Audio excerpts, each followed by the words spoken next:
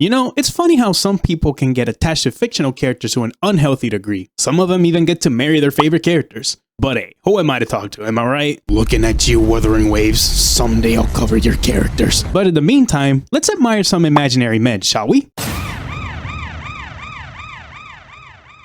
We've all had those teachers in school who would either make our time in their class a blast, or the moment we enter the classroom would make our souls leave our body like being blueballed. Despite their ways of teaching, it's all about having the passion of teaching their students. But has your math teacher ever calculated the aerodynamics of a chalk to your face? Then let me introduce you to y'all the sole reason this video exists, Dr. Veritas Ratio, Gacha Gaming's Lord and Savior who sacrificed banner sales to change gacha games forever. That is, after Genshin fans lost their minds over a free S2 unit. If you've watched any of my other videos, you can find right here, watch them after you're done with this one, you'll notice I brought this man almost every single time. What can I say? He's my favorite Hoyoverse male character ever. Probably more than Zhongli and Alhaitham combined. I don't know, fellas, but if a man can prove he's smarter and better than all of us and look this sharp while wearing some $20 Macy's flip-flops, they're simply that guy. Honestly, anybody can come up to me and go, oh, you're mean, fat, bald, and ugly, and I could care less. But if this man comes to me and says, what a disgusting, unintelligent individual, mate, I'm retaking an education in a heartbeat. He may sound rude, but he probably means well. He's trying to cure idiocy after all. Why do you think he slams people with his book? I wonder if it hurts being slammed by those arms. Which I'm gonna be straight with y'all, way better muscles than these two. Makes me want to achieve a similar body build. Now, Ratio's drip though? The short answer is he has a Greek design. The long answer,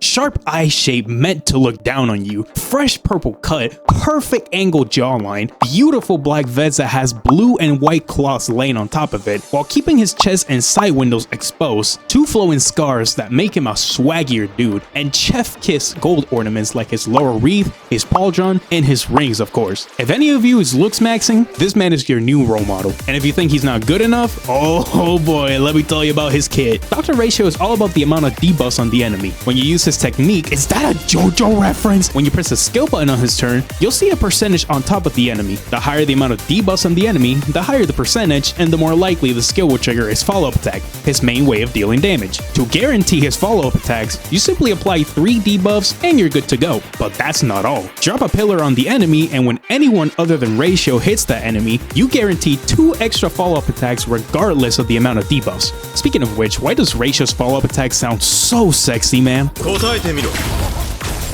Correct.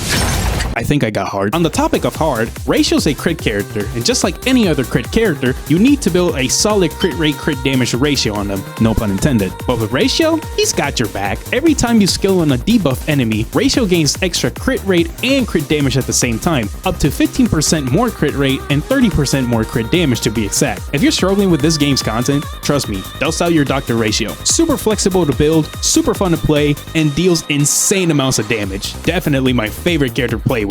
As much as I love him, apparently there's someone who likes him more than I do. Now, how is that even possible? Doctor, you're huge. What?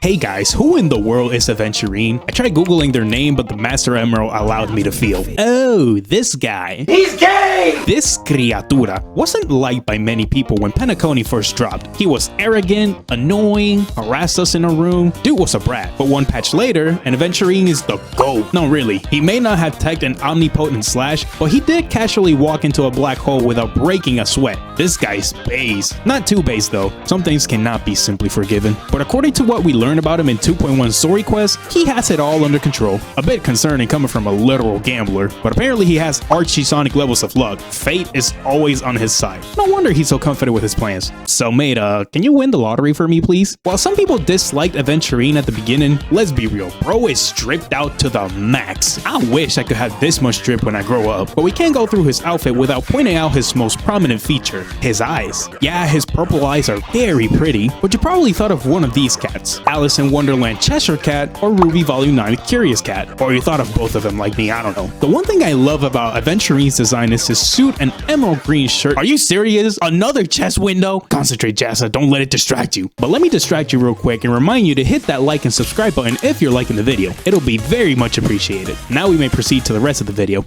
as I was saying, while the shirt may not be that exposed thanks to his suit, I like to think it's the most expensive attire this dude is wearing. Speaking of the suit, oh brother, the fur is what gets me. That is what makes Aventurine look like, well, himself. I do not care what anybody says, this combo makes him look so sassy, and dang it, he's a proud man rocking it. Oh, and his pants. Simple white pants, but man do they look comfy. With all that said, I did some quick Google searches to see approximately how much it costs this gambler to have this much drip. After some quick comparisons and estimations, I calculated that at the very least, it costs this man $6,300, or in simpler terms, a lot of money. Mind you, that's without including his hat or glasses, or else the total price would have probably gone to the roof. If this man's net worth isn't at least as much as a Stellar and Hunter wanted poster, this guy may also be a thief or something, because what I'm about to tell you is simply unbelievable. After losing your 50-50s trying to get his maximum defense boost with his technique, in battle you'll be guaranteed an absurd amount of shield and effect resistance with just his skill. Y'all thought this man only power cut Jib hard? Well, sorry to burst your bubble, fellas. When anybody under Aventurine's shield is attacked, Aventurine gains a stack, and if Aventurine is attacked, he gains 2 stacks. Once he reaches 7 stacks, Aventurine launches a bounce follow-up attack to the enemies, kinda like another character that I can't remember. This is the first ever sustained character that contributes with more than just,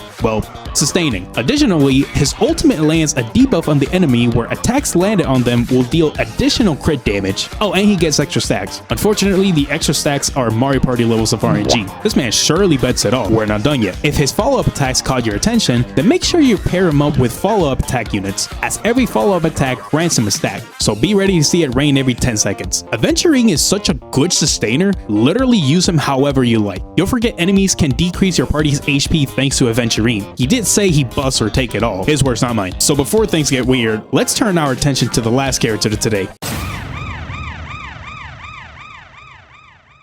I'll be honest with y'all, I think I should pay some respect to this man, cause at first, I saw him as a dumb emo boy. Now he's a cooler, bit less emo boy. Took him long enough to reveal his true form, eh? To think he almost kissed us at the beginning of the game, huh? Ah yes, character development. Let's not talk about his fan arts though. Or his personality, because he doesn't have a personality. But real talk, this new form of his is low-key kinda sick. Bro's previous incarnation had good taste and style. Like, look at his vibrant red eyeliners and glowing blue eyes. Personally, it would have been cooler if he had dragon pupils, but I'll take the glowing eyes. I'm a sucker for blue and red stuff, though you probably know that by now. And in classic Hoyoverse style, where one body part is covered while the other one is exposed. God dang it, another chest window! Oh look, red tips on his hair. I bet y'all didn't notice that, eh? Eh?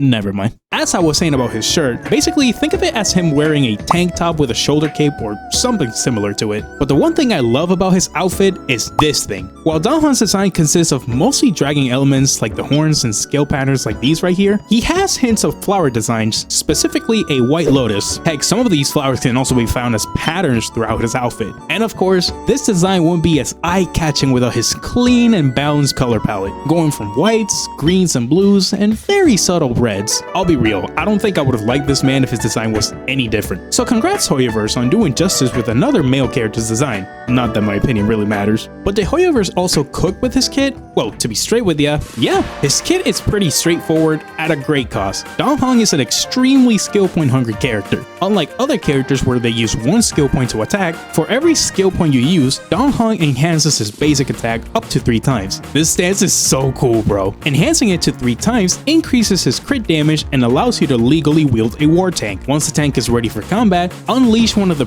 prettiest and coolest looking skills in the game with incredible camera work, fluid dragon animations, and ridiculously high damage. Me when we're on May.